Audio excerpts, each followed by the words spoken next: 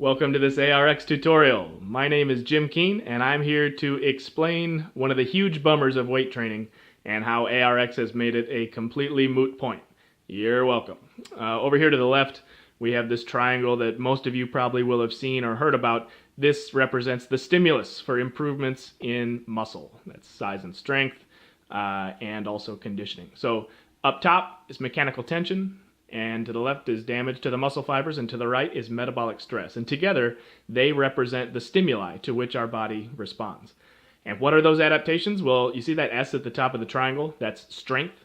The bottom left is hypertrophy, and the bottom right is conditioning.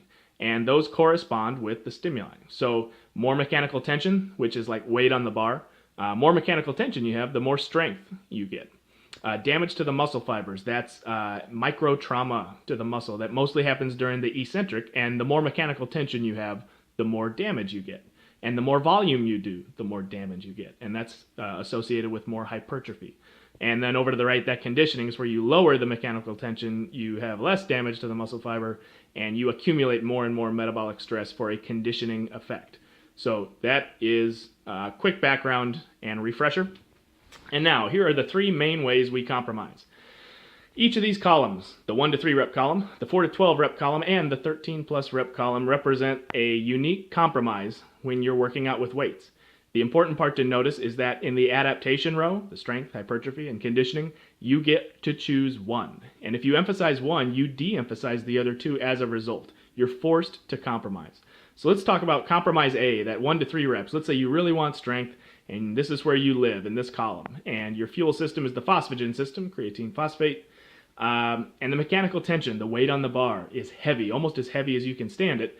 The damage to the muscle, it's less than that middle column because the metabolic stress is minimal, because you only get to do 3 reps. You only get to go for 10 seconds. Why? Because it's so damn heavy that you have to stop lifting it. You can't get a 4th rep.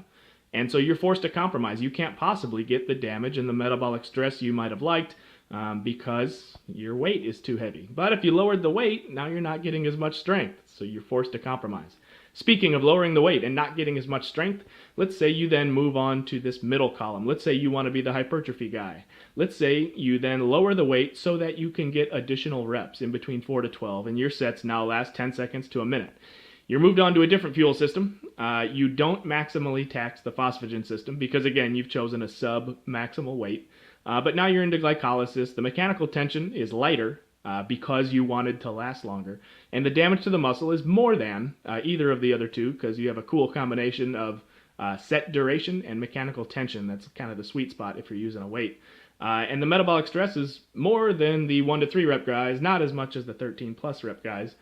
And that leads me into the next one. How come you're not doing 13 plus reps? Well, because you fail after the 11th or 12th. You can't do more because your weight is too heavy and it just stays the same weight that you selected at the beginning. Kind of a bummer. So let's say you want more of the conditioning effect. You don't get the strength and hypertrophy as much. You get conditioning. Why? Well, you've lowered the weight on the bar. See, the mechanical tension is the lightest out of all three. And now you're into a different fuel system, the oxidative system, having stimulated but not maximally stimulated the other two fuel systems. And the damage to the muscle is less than that middle column because your set is lasting so long because you had this light mechanical tension. And light tension, not a lot of damage, kind of a bummer. Metabolic stress, though, that's the most. And so that's why you have this conditioning effect. But again, the thing to remember is that you get one out of these 3 columns. You get one side of the triangle. Or you could just be right in the middle and kind of get all of them halfway, but you can never maximize all of them like someone who was focused in one of the directions. So now I want to take you on a mystical journey through one set of ARX and how you can have all of these 3 columns happening at once in the context of a set lasting right about 2 minutes. So you're on ARX and the first 2 or 3 reps, or this column here, the 1 to 3 rep column, you get a maximum concentric, so 1 rep max, and then a maximum eccentric, which is impossible with any gravity-based system, and you maximally tax the phosphagen system. The mechanical tension is as much as you can tolerate, and you've started some pretty good damage to the muscle. The set has only lasted 10-15 seconds at this point, so you haven't accumulated a lot yet, and the metabolic stress is minimal. But unlike the 1 to 3 rep guys with weights, you get to continue your set on ARX. You don't have to drop the weight. the resistance automatically matches you at all times. So now you move seamlessly into this middle column, where now you've changed fuel systems into glycolysis. Your mechanical tension is lighter because you're weaker from that first couple reps. You're accumulating more and more damage to the muscle in this time period, and your metabolic stress is increasing as well. And so now you've started to stimulate hypertrophy, having already stimulated strength maximally. So you've gotten everything in column 1, and now you've gotten everything in column 2 by the time 1 minute has elapsed. So now you also don't have to end your set after this 1 minute. It's like a magical barbell that gets lighter as you go to match your remaining strength. And so now if you continue your ARX set past the 1 minute mark, now you're into the oxidative fuel system, and now you get a conditioning stimulus. The mechanical tension is the lightest because you're weaker and fatigued, and it's matching you. And the damage to the muscle, instead of being less than that middle, now it's the most. Because you've had giant eccentrics as hard as you could do them for over a minute now, which is impossible in any other way. And now you've maximized muscle damage. And now you've also maximized metabolic stress. And you've maximized your mechanical tension at the beginning, and it's like this perfect storm.